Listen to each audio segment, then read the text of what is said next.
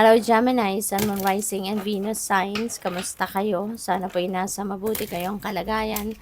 Welcome back po sa Star Tarot. At kung bago kayo dito, welcome din po kayo.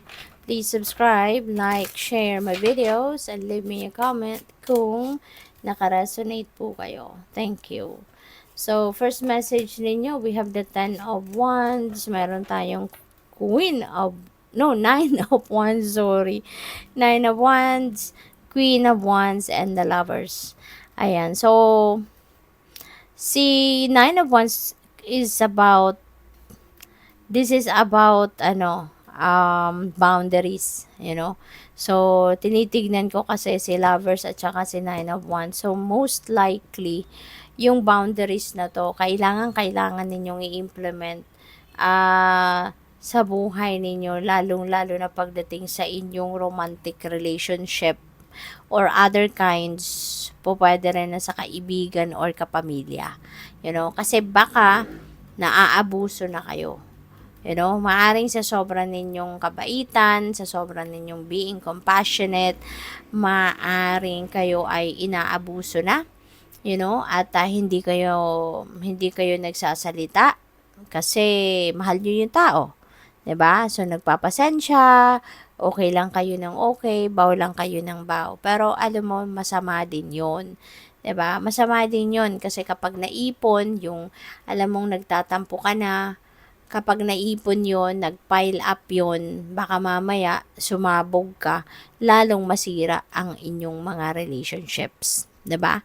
So, kaya mas maganda, no, na ngayon pa lang, habang nakakaramdam pa, nagsisimula pa lang kayong makaramdam, no, na parang teka lang, parang sumusobra na siya, parang inaabuso na niyang kaibaitan ko, 'di ba? So, this is the perfect time now for you to impose healthy personal boundaries. Kasi kahit sa mga relationship natin, kahit sa mga ang tawag dito, love life natin, 'di ba? Kahit sa mga jowa natin, 'di ba? Asawa, boyfriend, girlfriend, meron tayong boundaries din, no? Hindi ibig sabihin na mahal natin yung tao, walang boundary, no? Na sige lang na sige, kung anong gusto nila, sige lang na sige. 'Di ba? Hindi po pwede 'yon kasi this is a sign na kailangan mo din ng respeto. Kailangan mo din igalang yung sarili mong space. 'Di ba? Yung mga ganong bagay ba? Kaya kailangan na kahit anumang klaseng relationship ang meron kayo, kahit anumang category of relationship ang meron kayo with another person, it is extremely important uh, to impose a healthy personal boundaries in order for you to keep the relationship healthy. Okay? Whether kaibigan mo yan, asawa mo yan, anak mo yan, magulang mo yan. In order for you to keep the relationship healthy, kailangan, no, na merong tayong boundaries para meron tayong respeto sa bawat isa, 'di ba? Meron tayong paggalang sa bawat isa, hindi lang sa paggalang dahil may edad sa atin or magulang natin or whatever. But yung paggalang, no, ng sarili nating espasyo, ng paggalang sa sarili nating kagustuhan, yung mga ganon ba. Kaya feeling ko this is about boundaries, no? At interconnected kumbaga, no? So, for some of you then, baka ngayon, no? Ang iba baka papasok kayo sa bagong love and romantic relationship. Pwedeng merong strong bond between two people dito na mabubuo, no? Love connection, no? Especially kung single pa kayo.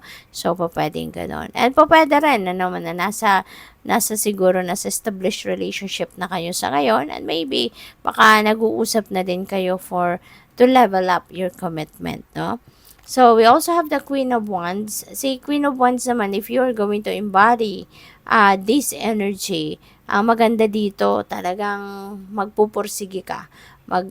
You're going to persevere, you're going to work hard, you're going to be determined, ayon the price ka, 'di ba? Kung ano yung goal mo, you are going to do anything and everything in your power to achieve your goal, no? Kaya ano 'to, magandang energy ito na aakapin mo sa ngayon. Kasi kung ano man ang magustuhan mo, ano man ang maisip mong gawin, ano, talagang pagpupursigihan mo, you know? So, maraming salamat, no, for subscribing to my channel. And if you haven't subscribed yet, subscribe na po kayo. At saka maraming salamat din for not skipping the ads. Kasi malaking tulong po yan sa akin. Thank you. At kung gusto po ninyo na mag-join sa membership, just click the join button po sa baba ng video. Thank you po. So, we have relationships and vulnerability. Ayan. So, yeah. Maybe this is the perfect time, 'di ba, para pangalagaan ang inyong mga relasyon regardless kung anong klaseng relationship ang meron kayo with the people around you. You know, maybe this is the time that you are also going to nurture your relationship. So, which is good, 'di ba? Kasi po pwedeng ang iba medyo baka hindi na kayo sa kabisihan, 'di ba, ng other things. Baka minsan nani-neglect na ninyo ang person ninyo, 'di ba? Pwedeng ganoon din. So it's good that you are going to be ano, parang babawi kayo ngayon, no, sa inyong karelasyon.